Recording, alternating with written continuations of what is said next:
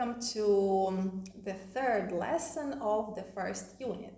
The lesson is entitled Dealing with Conflicts and Conducting Negotiations. The objectives that have been set for this lesson are the following: develop persuasive techniques in managing the team and solve conflicts. However, let's keep the tradition and first stop for a few minutes and try to answer the following questions. 1. Are leaders born or made? How does one become a leader? 2. How should a leader approach conflicts? Should they avoid them? 3.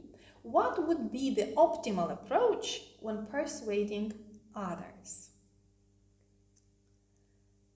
By now, you should confidently state that leaders are not born, they are made.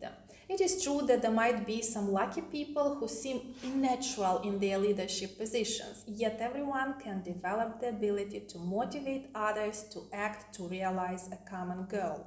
I would seriously doubt the degree of naturalness in those people, as everything can be developed and perfected, and leaders who use daring leadership definitely stay flexible and curious to be able to develop their skills so that they genuinely connect with their teams. Unless you are an entrepreneur running a small business and thus being the leader of the company, in most cases leaders are appointed in big companies. Now, usually their promotion is due to the competence they have shown while doing their job. What happens quite often is that people are rather unprepared to lead effectively, as having the competence to do something very well totally differs from managing a group of different people to work together. Hence, it is vital to look for ways of developing leadership skills. We have already mentioned how important it is for a leader to be competent in their field, as this will allow them to lean into vulnerability and genuinely connect with their leaders. Today, we will look at what other behaviors an aspiring leader should have. Leading can mean dealing with difficult situations, and namely conflicts. It's no surprise that conflicts can appear even in extremely democratic teams where the learning culture is promoted and all the people there have a scientist mindset. Maybe they appear even more in such teams. Now, how shall a leader approach conflicts? Should a leader avoid conflicting situations in their teams? The short answer is no. We should bear in mind that absence of conflict does not mean presence of complete understanding. Actually, it may signal the presence of apathy in that team. Otherwise said, people simply do not care about that team and the work they do. Remember that in a company where leaders have managed to build psychological safety, people will not be afraid to challenge the beliefs of others, including those of their leaders. And this is what conflicts are all about, challenging someone's thought process. However, it is absolutely important to distinguish between two types of conflicts: relationship conflict and task conflict. Which one do you think should be sought for? Definitely task conflict.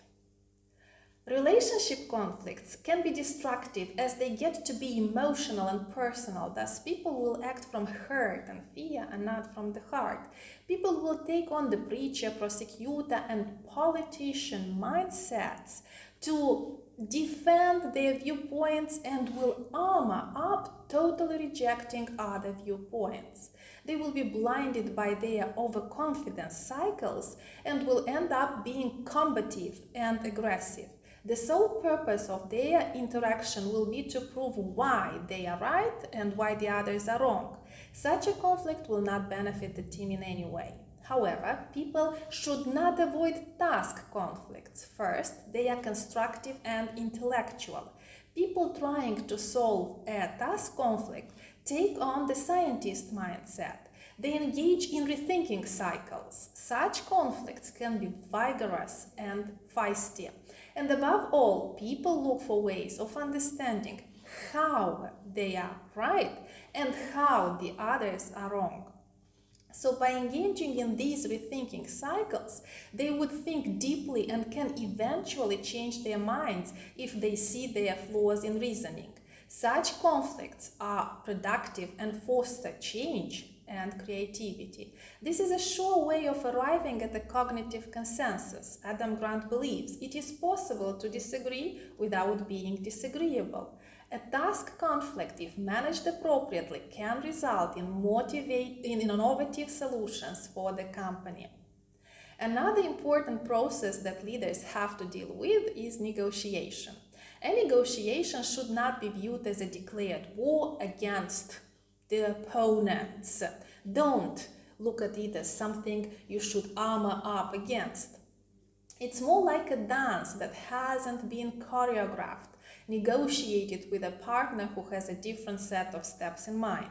If people approach negotiating or debating an issue as adversaries, they will be most probably offensive or defensive, totally ignoring the other's viewpoint. They will express no curiosity and open-mindedness. They will be so focused on what divides them that they will totally refute the common ground they have. Now, what is there to be done not to get blinded by anger and hostility and end up losing control? Try the following. Number one, emphasize common ground. So instead of poking holes in the weakest side's version of their case, consider the stronger points of their case. Accept the point as valid, which allows you to relate to your opponent's perspective. Then express your concerns about the validity of the claim viewed from your perspective. Number two, don't come on too strong. You can risk putting your opponent on the offensive. They will preach their perspective or prosecute yours. That is, they will not hear what you say. A good strategy is to show curiosity with a question like, so you don't see any merit in this at all? Number three, use a single line of argument. This will be more similar to a conversation. If you prefer to give multiple lines of argument, then your opponent will feel being attacked and will react respectively, becoming offensive and will attack eventually.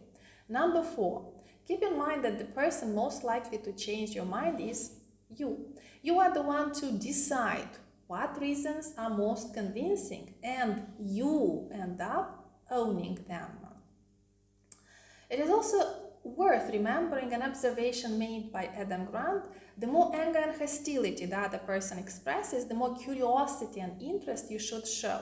When someone is losing control, your tranquility is a sign of strength. Finally, if the conflict is escalating, you can ask the question, what evidence could change your mind? If your opponent says nothing, it's useless to continue the debate. It's better to stop it altogether. Let's see what are the lesson takeaways. Absence of conflicts might actually signal out your team's apathy. Task conflicts contribute to the development of your team and promote a learning culture. They can happen if your team feels psychologically safe. Relationship conflicts are destructive and should be stopped immediately. Look at the negotiation process like an unchoreographed dance in which each partner has to adjust themselves to the dance moves of the partner. Keep the scientist mindset in negotiations. That will help you stay curious. In this way, you won't appear offensive and your opponent won't feel they have to attack you. Stop if your opponent does not want to consider your viewpoint at all.